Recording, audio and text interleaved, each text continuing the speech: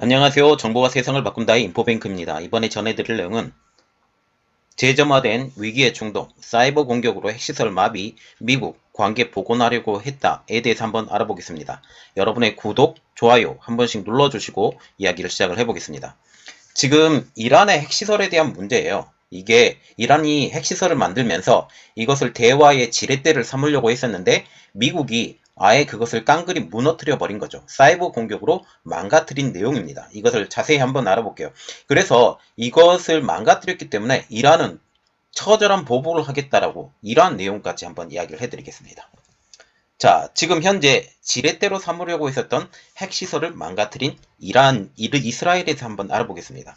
자, 지금 보시면 10일 날이죠. 지난 10일 날 이란 수도 테헤란 남쪽에 있는 나탄즈 핵시설에 하산 로하니 대통령이 참석한 가운데 개량 원심 분리기인 IR-5 30개 그리고 IR-6 164개의 그 핵물질인 불화우라늄을 주입하는 행사를 가졌어요. 지금 이것이 불화우라늄의 주입을 보면 핵무기 제조의 첫 단계로 지금 알려지고 있거든요. 이 원심 분리기를 통해서 지금 핵무기의 가장 기본적인 되고 있는 우라늄을 추출할 수가 있어요. 이렇기 때문에 이것은 2015년도에 맺었던 JCPOA의 규정 위반이라고 지금 말을 하고 있는데 이것을 어겨버리죠. 특히 JCPOA와 같은 경우는 1세대 구형 모델인 IR1만 사용할 수 있도록 규정이 돼 있어요. 그런데 지금 보세요. 10일 날 IR5, IR6 이것을 훨씬 더 고성능인 원심 분리기를 사용을 했기 때문에 완전히 규정 위반이라는 거죠. 이란은 이 새로운 원심 분리기 가동을 통해서 JCPOA를 복원하려고 하는 바이든 미 행정부와 협상을 하고 지렛대를 삼을 요량이었습니다. 미국은 트럼프 행정부 시절인 2018년도에 JCPOA를 탈퇴를 했죠. 자, 지금 보시면 그 10일 날이 지금 우라늄 주입 행사가 일어났었잖아요. 그 바로 다음 날 이스라엘에 의한 사이버 공격으로 핵시설 파괴에 대한 이야기가 나오는데 이 나탄드 지방이잖아요. 이 나탄드 지방을 더 자세히 알아보면 어디가 있느냐?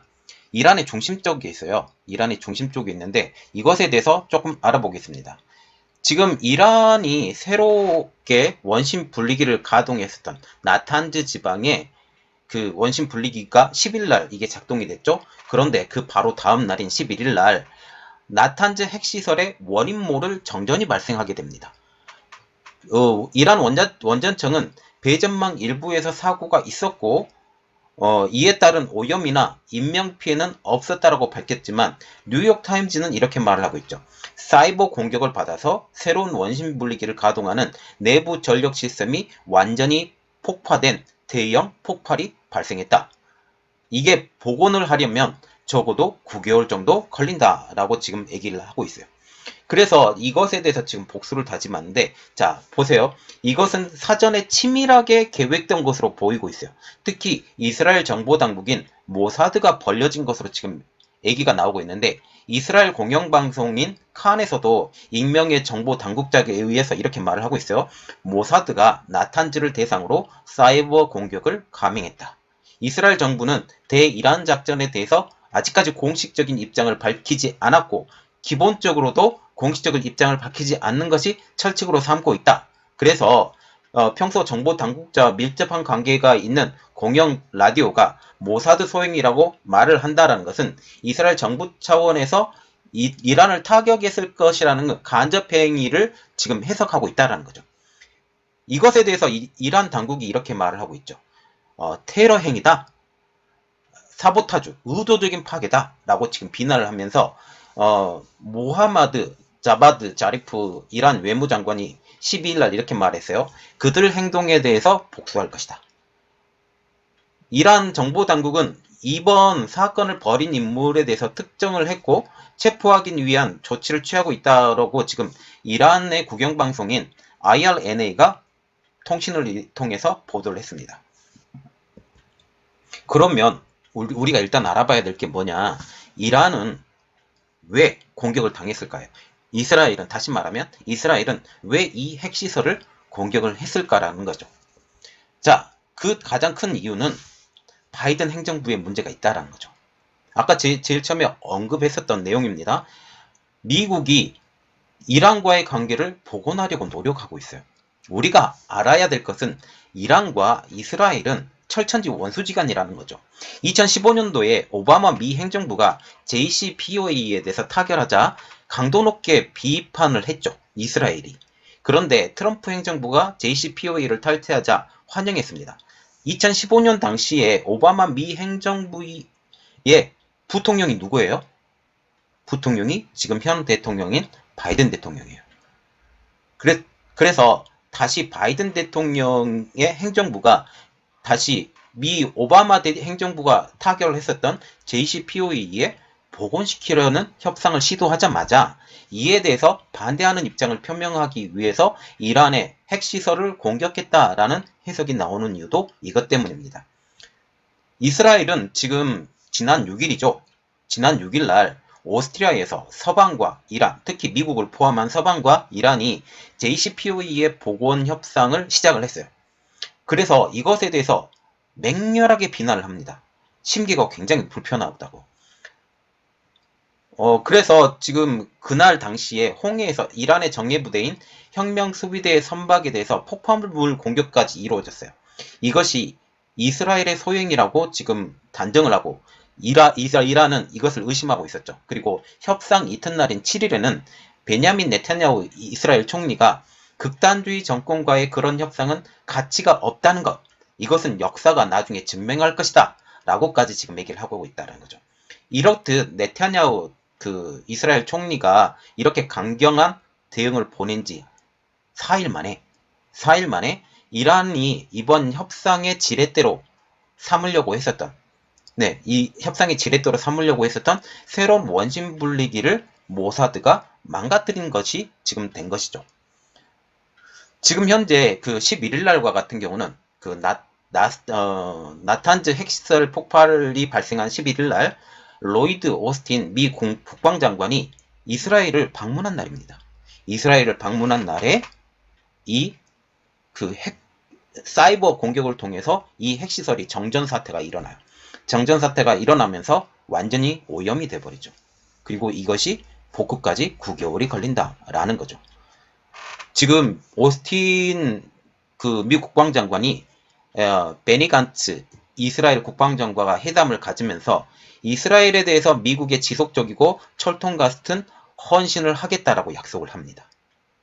그리고 베냐민 네타냐후 이스라엘 총리는 이 다음 날인 12일 날 오스틴 장관과 만난 자리에서 중동에서 광신적인 이란 정권만큼 위험하고 그리고 심각하며 긴급한 위험이 없다라고 하면서 이란이 핵무기는 절대로 가지지 않는다라는데 동의한다라고까지 지금 말을 하죠. 그래서 우리가 기본적으로 이해를 해야 되는 게 딱 하나가 있어요. JCPOA가 뭐냐라는 거죠. JCPOA란 2015년도에 오바마 행정부 때 오스트리아 비엔에서 체결된 이란의 군사 목적의 핵 문제에 관한 협의라는 겁니다. 이곳의 당사자는 미국, 러시아, 중국, 프랑스, 영국, 독일, 거기에 유럽연합이 포함이 됐습니다. 그런데 이것을 이스라엘은 실패한 협상이라고 맹렬하게 비난을 하죠. 너무 규정이 허술해서 이란의 핵무기 개발을 근본적으로 막을 수 없다라는 데 문제가 있다라고 맹렬하게 비난을 하는데 트럼프 행정부 때 이것을 탈퇴를 하죠. 그리고 2020년도에 트럼프 행정부가 솔레이마니 대장을 죽이면서 이란도 여기에 탈퇴를 해버립니다. 그러면서 트럼프 행정부는 이란의 협정 타결 조건을 3가지를 내세우게 되는데 2025년도에 10월 18일 날 모든 제재가 해제된다는 조항을 삭제해라. 그리고 탄도미사일에 대한 규제도 할 것이다. 구체적으로 찾아낸 핵시설만 IAEA 사찰 대상인데 이란의 군사시설을 포함한 전역에 대한 즉각적인 사찰을 허용해라. 이 3가지 내용을 추가를 해야 된다라는 거죠. 그러면 우리가 너희들과 핵협정에 대해서 타결을 시켜주겠다라고 했는데 이번에 바이든 행정부는 그런 트럼프 행정부의 이러한 노력을 깡그리 무시하고 그냥 쑥 들어가려고 했었던 거죠. 그래서 이러한 일이 벌어진 것입니다. 그리고 또 두 번째로 나올 내용이 이번 공격은 사이버 공격이 아니고 모사드에 협력하는 이란인들이 꾸민 짓이라는 이런 말도 나오고 있는데, 일각에서는 모사드가 나탄즈 핵시설을 망가뜨린 수준이 아니라 이것은 사이버 공격이 아니다라고 지금 말이 나오면서, 나탄즈 핵시설은 상당한 수준의 사이버 보안 체계가 있었기 때문에 모사드에 협력하는 이란인들이 직접 침투해서 핵시설을 파괴해놓고 이를 숨기기 위해서 사이버 공격을 감행했다고 공용 라디오를 통해 둘러댔을 가능성이 있다는 지금 얘기를 하고 있는데, 제가 볼 때는 그것보다 직접 사이버로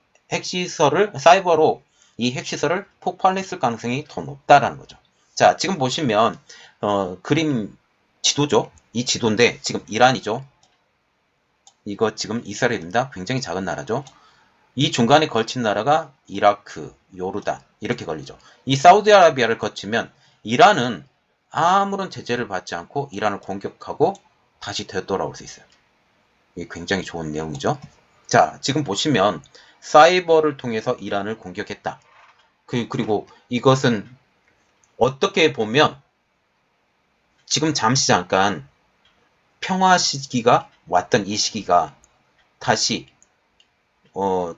중동의 문제가 재점화될 가능성, 특히 핵 문제 때문에 재점화될 가능성이 더욱더 높아진다. 이게 가장 큰 문제는 중국의 압박과도 연관이 돼 있다는 거죠.